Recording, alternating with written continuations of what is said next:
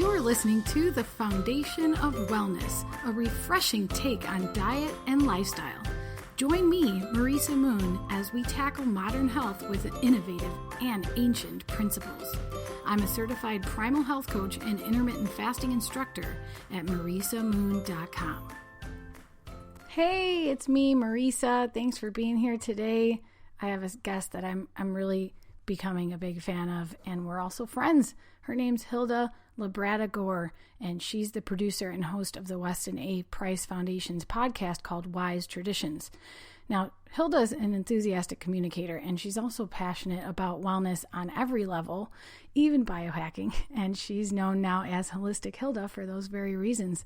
She's traveled the world following in the footsteps of Dr. Weston Price, who you'll learn about in today's episode, and she's connecting with Indigenous people around the world, thanking them for their wisdom and reminding everyone about the importance of following ancestral practices for good health.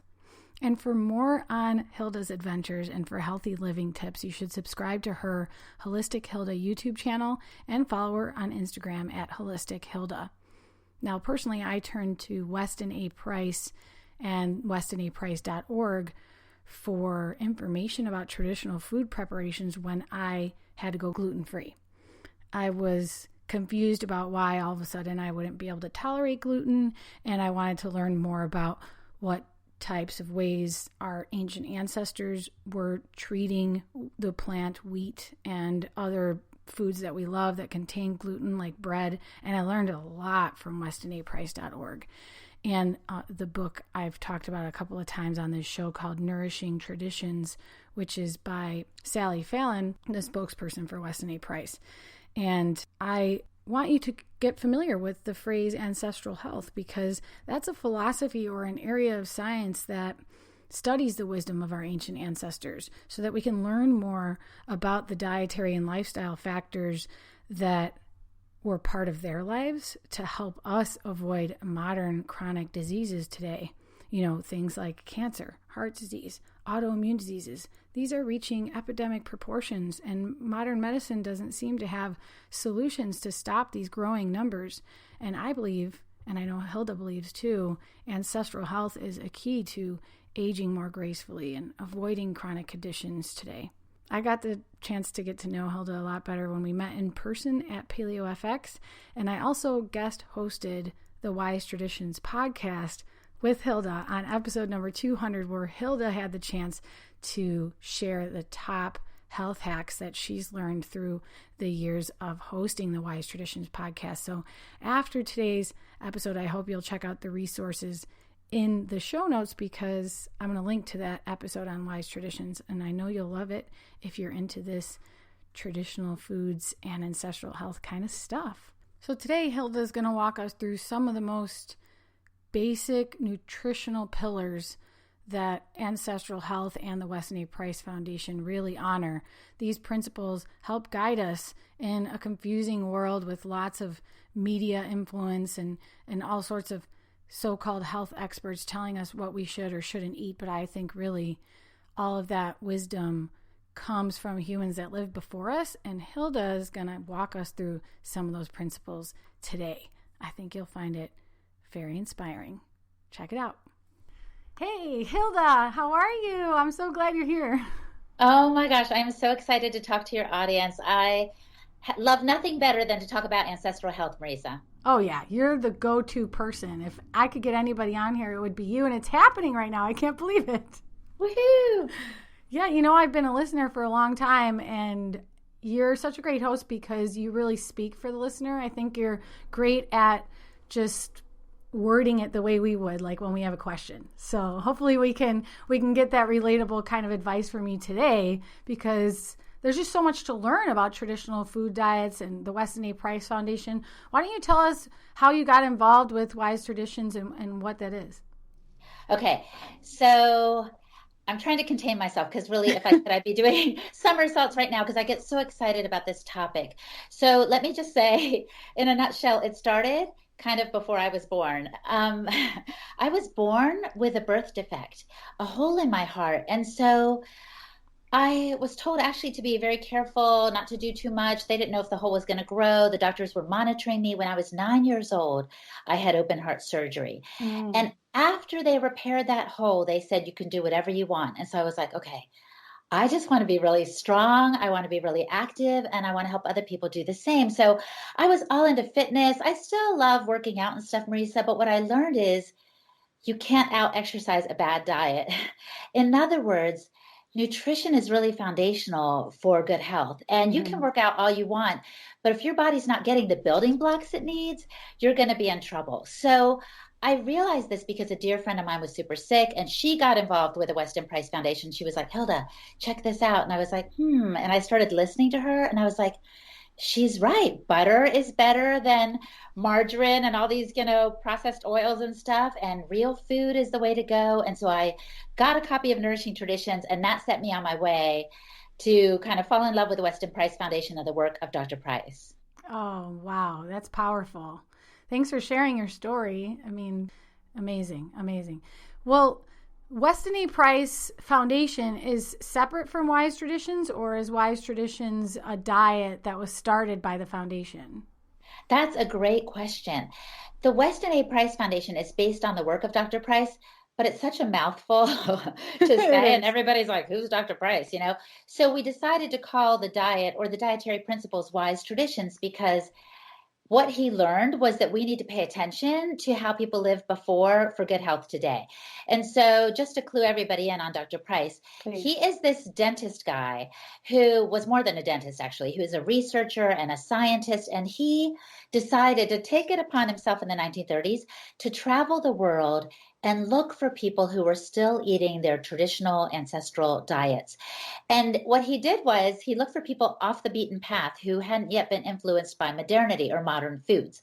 And he found them, Marisa. He found them in Alaska, in Switzerland, in Kenya. And so he was blown away and he dutifully recorded like how they were living, what they were eating, what their teeth were like. He was a dentist after all. He was always like, they've got broad faces and room for all their teeth in their mouths. And he would notice all these things. And then he compared this group, kind of the control group, with the other group that was eating refined flours and sugar and processed oils that they were able to get at the shops, even in the early 1900s. And the contrast in the health was incredible. In other words, the people eating whole real foods and living outside in the sunshine and all these things were super healthy and well, very few cavities. Their children were healthy, like they had keen eyesight. He recorded all of this in his Mm. book, Nutrition and Physical Degeneration. But the people who had chosen to eat the more modern way, like had tooth decay and compromised health, and then their children were sick. And so it was this cascading thing. So the Weston Price Foundation has tried to encapsulate this information into the Wise Traditions diet, which is made up of 11 principles. And this is the thing. No matter how people choose to eat, even if they choose to go vegetarian, even if they choose to like eat only raw foods, there are certain principles that they can adopt from the Wise Traditions diet that they can incorporate and they'll only live the better for it. Of course, I'm an omnivore. Most of the Wise Traditions followers are, but the truth is you can apply these principles even if you're eating keto, paleo, it doesn't matter. This is a really good guidance for whatever path you're on. Oh, I agree. In fact, when I first found the paleo diet, it was before I found the Weston A. Price Foundation. And I found so many similarities between them, except the Weston A. Price Foundation was more inclusive. And there were more specifications about how to prepare certain foods that are excluded or how to source certain foods that are excluded in the paleo diet.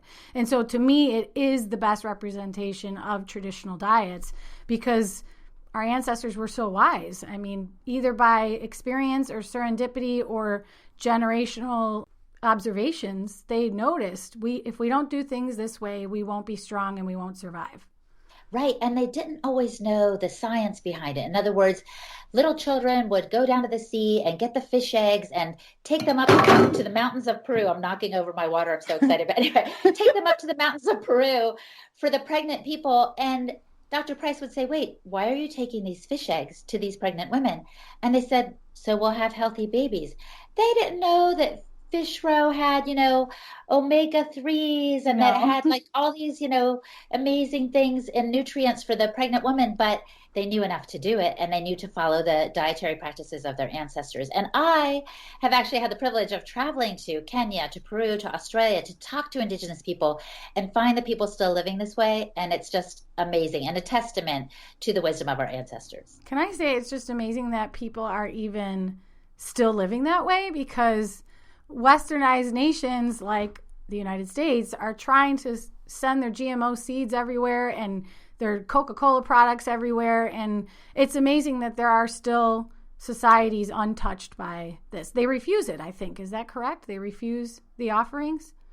Well, it's hard to say. I would say some of them still have one foot in their old traditions and one foot in the new. In other words, Coca-Cola literally put Africa in their crosshairs when they realized their market share was going down. Fewer people are buying their sodas, right? So they started marketing more heavily in Africa.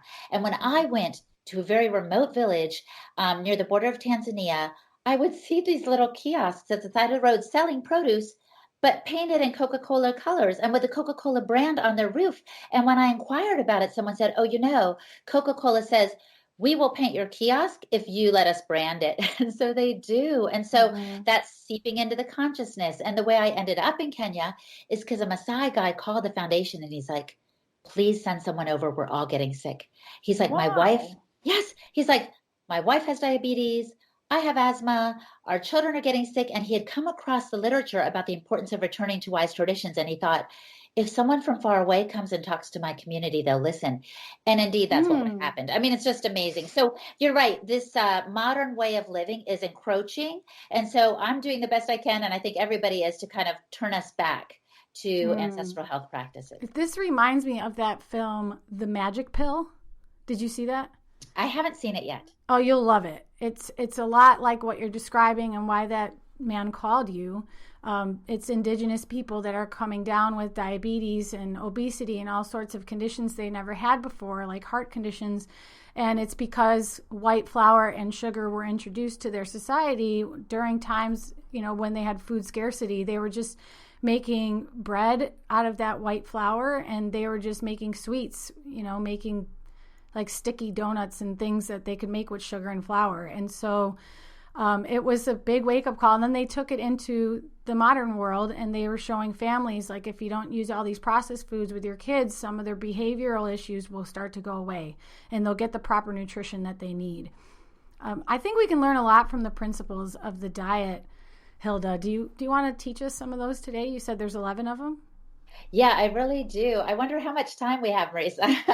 Well, it's okay. You know what the most important ones or foundational ones are. So between you and I, we can really cover a lot of them, I think. Okay, good. So the first one is no refined or denatured foods were in the traditional diets. And all that means is, it's a fancy way of saying they ate whole real foods. They ate food that their grandparents would recognize as food. When I went to Kenya and I talked to this man who was over 100 years old, and I asked him, what did you eat? He said, we ate the food from the game that we caught. We drank blood. That's a Maasai custom. We ate maybe some wild fruit and honey, but raw milk from the cattle and the goats. So we lost Hilda there for a moment, and I just want to continue where she left off.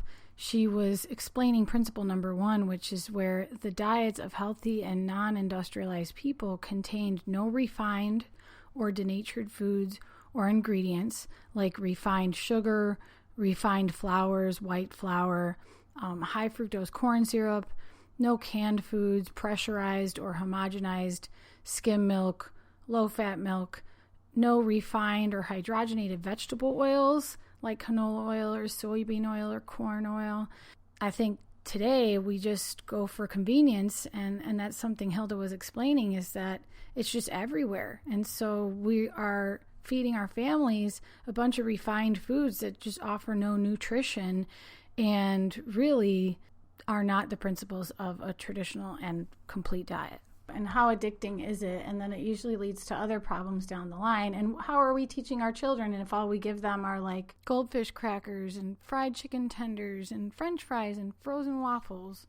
Absolutely. And I know we're trying to do right by our children. What we need to do is do our best to be disciplined against convenience. Convenience is the altar on which we sacrifice our health. We think, okay, we've run out of time. The kids had soccer practice. We need to go and, run and grab a pizza or some Kentucky Fried Chicken. But the truth is those foods are not nutrient dense. We need to look for the most nutrient dense foods and invest time. Yes, invest time in cooking and preparing them to really nourish our children well. Are you a mother too? Oh, yeah, absolutely. I've got 4 kids, and oh my goodness, they're a little bit older that's now. amazing. And to be honest with you, I used to just feed them whatever seemed best to me at the time. Breakfast would be kind of kick cereal, which I thought was good because it was lower in sugar, but, cereal with a splash of milk and some berries. And then, dinner would be some fish sticks and little baby carrots with some ranch dressing. I mean, I was doing the best I could, but I had no idea that I wasn't nourishing them well. What was missing was more foods that were organic and sustainable, and the fats, especially the fats, I think were missing from their diet. My kids would come home after school and they'd be like, Mom, I want a snack, which is pretty typical. Okay, I gave them a snack. And then they'd want another snack and another snack. Yeah. And I used to tease them. I'd be like, for my 7th after school snack, I'm going to have blah, blah, blah. And it didn't cross my mind, Marisa, that the reason they were so hungry is because they weren't being fully nourished. I know for myself, like my own diet, as it's changed over the years, I can soar on a nice breakfast with, heavy protein and fats, and I can soar until 3 o'clock in the afternoon. Whereas I used to have the same breakfast as my kids, a little cereal with a splash of milk and berries, and I would feel my blood sugar drop in the middle of an exercise class and have to go reach for a power bar. So yes, we have to do the best we can to give our kids whole, real foods. Okay, so I think we can all kind of accept that, like, pea protein powder is not a whole food, and really it's just anything that's in a package with a long ingredient list. I always say that you should be curious enough to know what those ingredients are on the list, or Google them real quick to learn what's in your food. Otherwise, just eat something that doesn't have an ingredient list, and you already know you're making a better choice. Yes, because let me just add to that. Whole real foods, because the thing about the foods that are in packages and in cans and on the grocery store shelf that, as I said earlier, are super convenient, the problem with them is they are full of calories but not nutrients. So they will fill our stomachs, but they won't nourish and help our bodies build, especially our children's brains and bodies build properly. They're full of additives and flavorings and colorings that our bodies don't even know how to process, and consequently they do us more harm than good. Mm-hmm.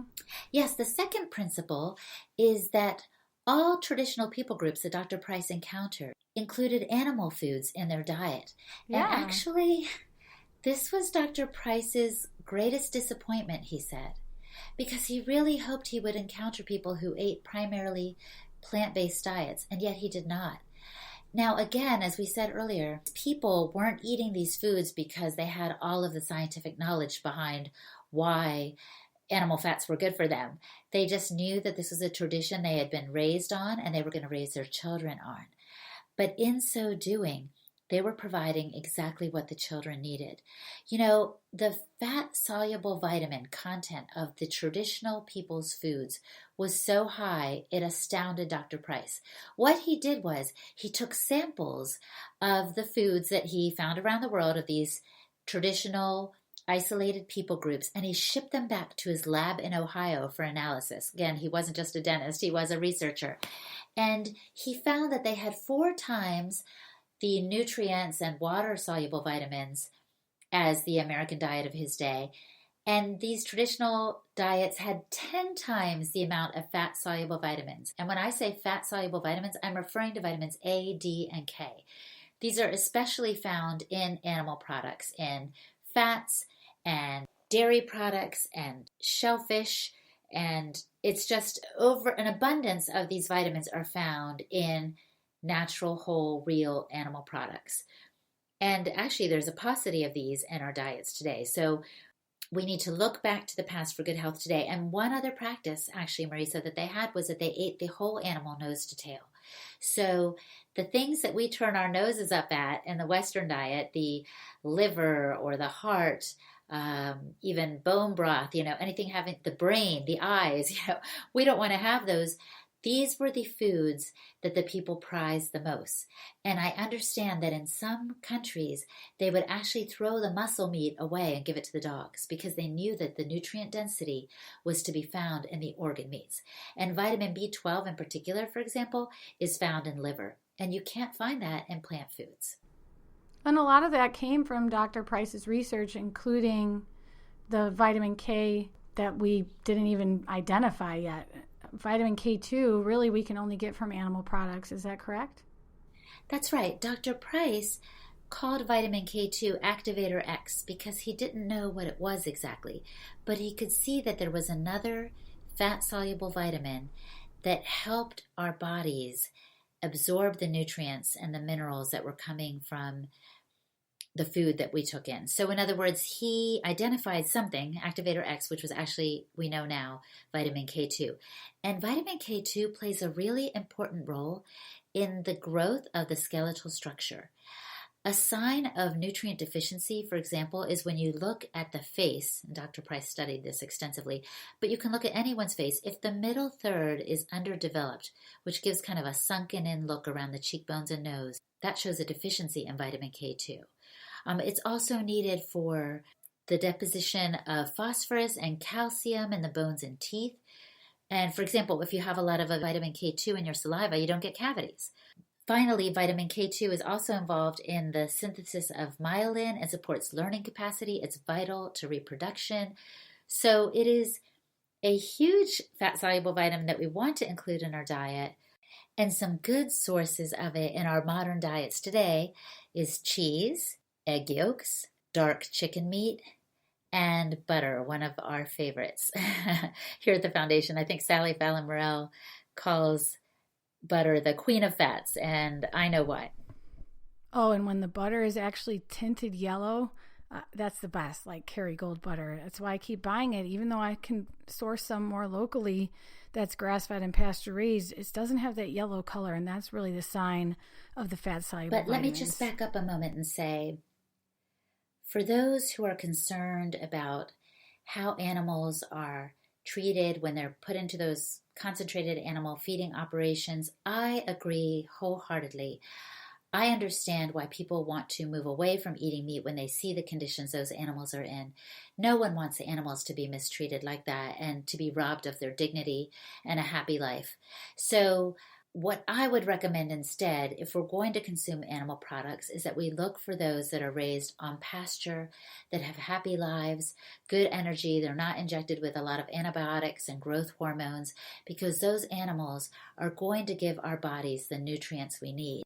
So I will just agree with this too and say it is human and humbling to have to receive the sacrifice of an animal to nourish ourselves, but truly it's part of life that for anything to live and thrive, something has to die.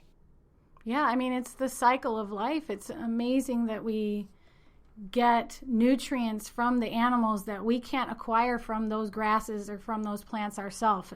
The cycle is designed that way with such precision and beauty that although we are compassionate beings and we feel bad about really seeing an animal hurt or hunted or killed, it is in our nature as a human being to be eating those animals. It's just now we have the convenience to ignore it or choose, pea protein powders so we don't have to eat meat. But ultimately, that's what we were designed to consume. And we can't make those vitamin A, vitamin K, vitamin D from the grasses and the plants that we eat. We need an animal's biology, like the cows have a rumen, a chicken has a gizzard.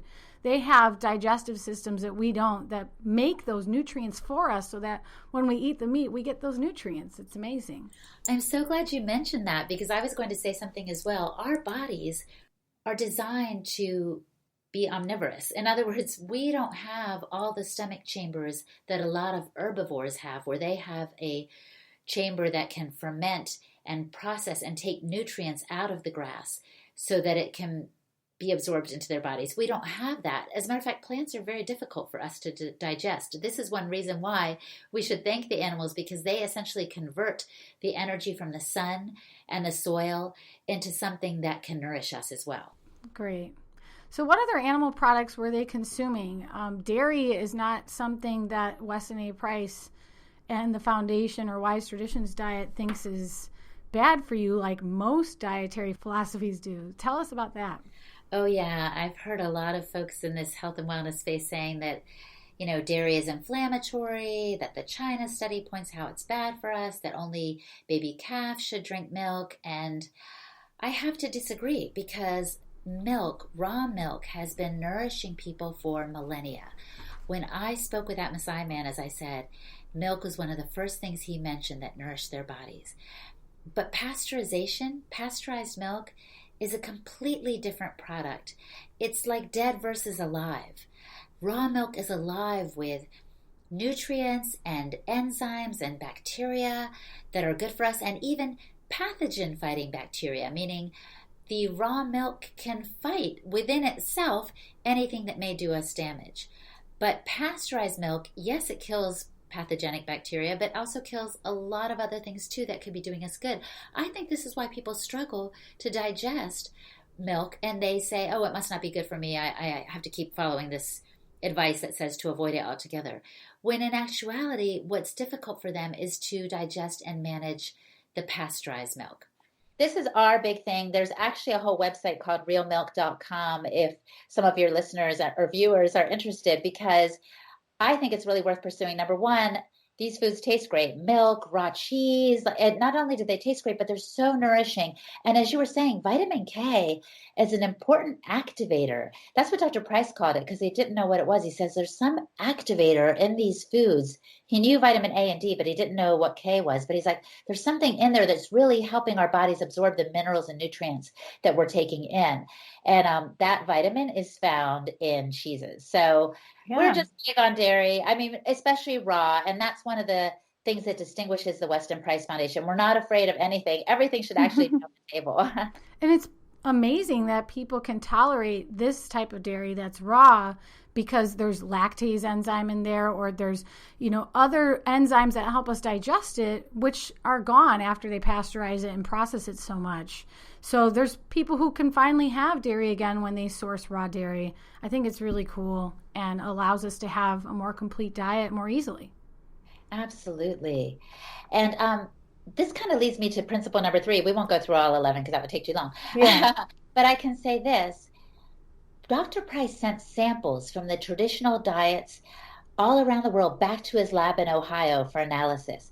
And when he compared the nutrient density of the foods the traditional peoples were eating compared to those in Ohio, he was astounded. I think there was 4 times the water-soluble vitamins and minerals in their food, and then 10 times the fat-soluble vitamins. And in other words, the nutrition content was, head and shoulders above what they were eating back in the 30s. You can just imagine today we've got so much nutrient poor food. Wow. It's ridiculous. And so this is what Dr. Price did. This might really interest folks. He decided to do a little experiment when he got back. I mean, he was like 10 years touring the world. I'm sure he and his wife were exhausted. And it wasn't easy back then. They couldn't just jump on a JetBlue or something. You know what I mean? Like, it was some work. It was like train and plane and boat. Anyway, he went all over the place, got home, and he noticed that the children were struggling with a lot of health concerns back in Ohio. So he fed them one nutrient-dense meal a day. It was just lunch. They were at school, So he made this stew. He gave them sourdough bread with heaps of butter. I'm sure raw milk was in the mix. And the children's behavior improved. Their health improved. It's like there was this turnaround when they were nourished. And I'm not just making this up, Marisa. There have been so many people who have contacted the foundation and said, my child suffered from, ADD, allergies, eczema. And I'm not saying it's a cure-all, but they saw much improvement as they began to nourish their children deeply. So what we need to do is try to get the most bang for our buck. Like, yes, Kentucky Fried Chicken is cheap, you know what I mean? But it's also not going to give your body what it needs. Actually, chicken that's fried is great, but fry it in lard, fry it in tallow. You know what I mean? Like get it Mm-hmm. some good, healthy animal fats in you as you prepare your foods and watch what happens in your families. I mean, it's really astounding. And so, yeah, there's the science behind this, but then there are the stories. And so I'm sure yours is one of them. I know mine is. Oh, that's amazing. And I think just talking about those healthy fats could be one of the main reasons that kids have the biggest response, because their brain cells and the membranes that protect the brain cells and help them grow strong is really dependent on that cholesterol and saturated fat that they're not getting. I mean, how long would indigenous people be breastfeeding typically? Do you know how many years of the child's life? That is a great question. And people have asked me that before, and I haven't done much research on it. Yeah, probably not more than a few years, but there's so much saturated fat and cholesterol in the breast milk, whereas today we feed them just like sweet potato carrot puree and like puff snacks when they're first starting to have solid food. Yeah. And then when they can talk, they start saying what my kids did. For my second snack, for my third snack, I mean, they're so hungry. And I'll just give a little tip to your listeners. A lot of us, including our children, are vitamin D deficient. And so we're like, I got to get more sunshine. But I happen to live in Minnesota, where there's not a lot of sun. What do I do? Or, I get these questions all the time. Did you know that lard is a great source of vitamin D? Lard, like you wouldn't think that. But Mm, yes, so when in the winter, don't we want to cook heavy things with lard? I know I do, right? mm. So up the vitamin D, that your family is getting and watch their little brains, work better and your own as well. So that's just a little tip. Cool. I love that. And it's delicious. Yes. What are some of the things you can teach us about grains? Because in America, grains are usually at every meal. Like we don't eat anything that's not between two slices of bread or wrapped in a tortilla or baked in the oven on a cookie sheet. So I'd love to know how grains are a part of a life in a traditional society. Oh, that's such a great question. People have been making bread for millennia, I want to say. Like I just got back from Australia and the Aboriginal people would make little cakes and stuff. But this is the thing. They prepare them the right way. They prepare them as their ancestors did. In other words, what Dr. Price noticed when he traveled the world, and what I noticed as I spoke to these indigenous people, is all grains, beans, nuts, seeds, and legumes were soaked, sprouted, or fermented before they were made into the breads, so that Mm. the anti-nutrients that coat the grains or the beans or the seeds or the nuts or legumes could be kind of neutralized before they got into the bread making process. So yes, like I don't know about you, but I crave like, a little tortilla. I'm Latina, so I want these things. So I do my best to get the sprouted tortilla flour and, make them that way, or look for resources. So it's sourdough tortillas or whatever I can so that my body can better absorb the nutrients. Like otherwise, like these things are kind of fighting in our digestive system. I think this is why somebody invented Beano because, beans often cause gas, right? And people feel uncomfortable. And you might think to yourself, well, I guess I'm just one of those people that reacts. No, the beans are fighting digestion. They also have an anti-nutrient that needs to be neutralized.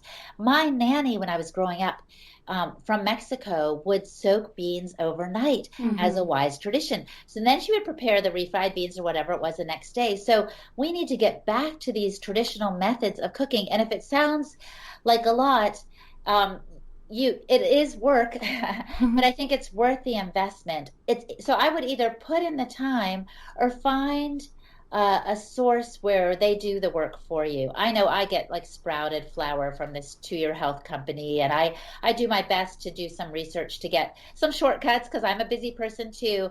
But what I don't want to do is compromise my digestive health or the digestive health of my family.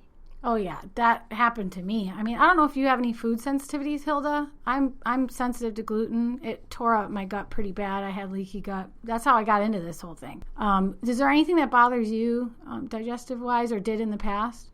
And not that I've noticed, but I think the more you bombard your body with the bad stuff, the more sooner or later something's going to happen. Like I feel like Yeah. I'm pretty careful, but I'm not very much because I don't have a sensitivity. So I'm not super careful. But the truth is, most of us are walking around with leaky gut, Mm-hmm. And so what we want to do is eat the most healing foods possible. And yes, make some of the better choices. Like one thing we haven't talked about yet is broth. And that's one of the principles too, is that the folks used all of the animal, but especially the bones for making broth. And broth can help heal and seal the gut lining. So if you feel like, oh my gosh, I've done so much damage, I'm always bloated, I know something's wrong, just start by taking in some broth, maybe instead of a cup of coffee in the morning, and this is another wise tradition, the real deal. I don't even recommend like any of those broths in boxes on the shelves, even at Whole Foods or Trader Joe's. Like, I think you need to get the bones, go ahead and prepare the broth. It's not difficult. It's not rocket science. Let it simmer for 24 to 48 hours and, add a little acidic, ACV or something to kind of pull out the nutrients and go for it. But if that sounds like a lot of work, you can also just get broth from a farm, and there are farms that do it for you. So again, I understand that people are busy, but you should look for the best upgrades you can as you go along. You might, no, don't start with a bouillon cube. Start with someone else making it, and then you start making it yourself, and then you're like, oh my gosh, I can do this. Like, you'll be amazed at how far you can get on your own. That's so true. It's so weird at first when you make broth. Like, we're not even used to looking at the bones or saving the bones. Like, that sounds crazy at first. But there's something missing in our diet today that we're trying to make up with like collagen powders and supplements for our joints. And really, our ancestors got that from eating the connective tissue of animals. And usually they would just leave like a pot of water with the leftover scraps going, and that would be all sorts of parts of the animal. And they would slow cook different parts of the meats. They weren't eating like lean chicken breast every day, right? So like there's so many different nutrient profiles in there that we're missing, but yet it's the easiest thing to do, even if you're busy. I mean, I save my leftover rotisserie chicken carcass in the freezer, and it's, after we've already eaten off of it. And when I get 2 of them, I just throw them in the cooker while I'm at work. And it doesn't even take any skill. You don't even have to put carrots and onions and everything else in there. And then before you know it, you have an amazing bone broth that tastes better than any chicken soup you ever had. All right, Marissa, I just got a great idea. Why don't we do a bone broth challenge in the new year? I'm not even kidding you. Wouldn't that be fun? Cool. Yeah. So let's check it out, you guys. We'll try to put a link or something to let you know we're going to do a bone broth challenge. We'll just all of us buy a rotisserie chicken, like make it super simple, toss the bones in the cooker. Like, we'll do it together because there is some kind of fear thing. I think we're just disconnected. Like I said earlier, a little bit from our humanity, but definitely from animals, from our roots, from nature. So this will just get us reconnected. Oh, totally. I mean, there's so much that we can cover here, but I think like some of the things that really drew me to the Weston A Price Foundation were the things that you covered, like introducing me to raw dairy, what that means and what that looks like. I now source raw milk cheeses. You can get them in the gourmet cheese section of your supermarket. And a lot of your favorite cheeses are already raw, like the authentic imported ones. Parmigiano Reggiano, for instance, instead of Parmesan, it's the long one that's more expensive, or Grana Padano. Those are raw milk cheeses. Pretty amazing stuff there. Now, Hilda, you also talked about getting sprouted tortillas even, or fermented like real sourdough. And that reminds me, when you become a member of the Weston A Price Foundation, I think it's like a $40 annual membership. I've been a member for a long time. You get this grocery guide every year. And the grocery guide is like this small pamphlet that's got like 100 pages in it that tells you all the places you can source these things that fit these standards. And I have found so many sprouted nut and sourdough bread companies through that, and I think it's awesome. Yes, I'm glad you mentioned that. So definitely people should consider becoming members, or they can just go to the Weston Price website and they can order a shopping guide too.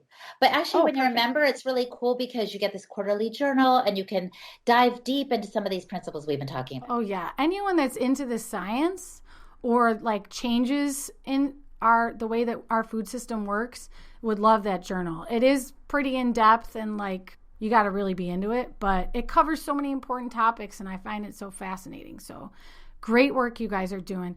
Hilda, if you want to wrap up with anything that's really important to you or that drives you every day or that you just want the listener to think about, some of these concepts are definitely new to them. Thanks for telling us your tips on organ meats, by the way. That was great.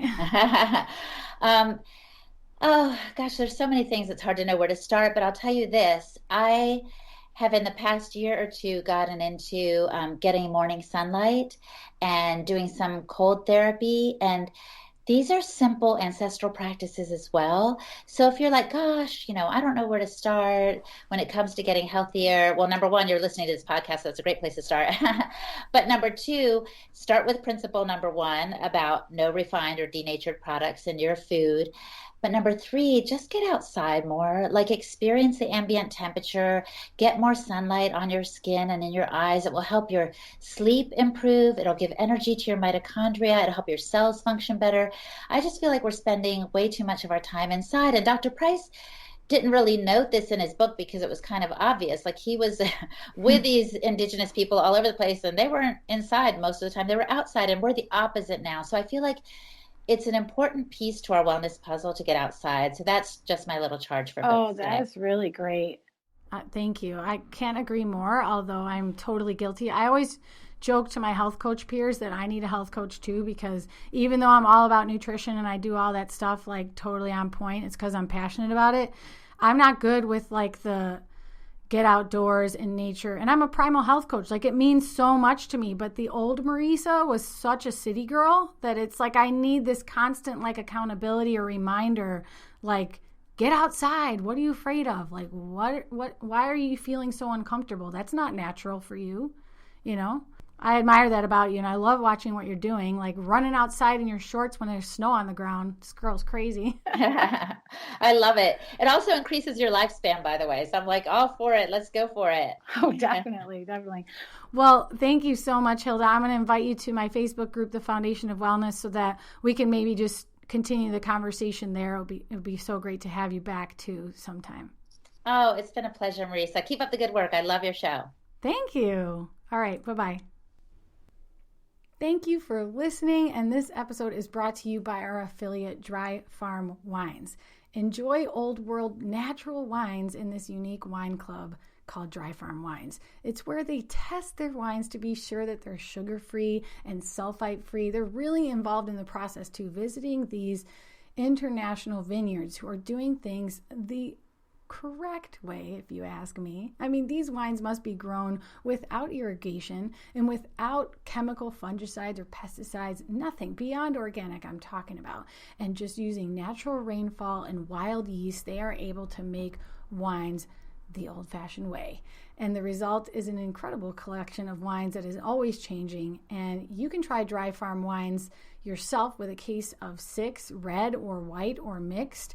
And you can get your 7th bottle for only a penny. It's basically free, right? But you have to use our link. It's dryfarmwines.com/FOW podcast. Of course, that stands for Foundation of Wellness. Again, that's dryfarmwines.com/FOW podcast. I'm personally so in love with Dry Farm Wines. I have been for years, and I can't wait to hear what you think of them too. Thanks for being here with me today, and your support means the world to me. I really do put so much time and consideration into this podcast so that I can bring it to you every week whenever possible, and I just love sharing the information with you. So please share our show with others. And I invite you to reach out to me if you're considering working with a health coach to help you overcome health challenges and reach your wellness goals. You can go to marisamoon.com/consultation and just schedule your free strategy call with me so that we can decide if health coaching is the right thing for you and I to do together. Thanks so much for listening. Talk to you soon.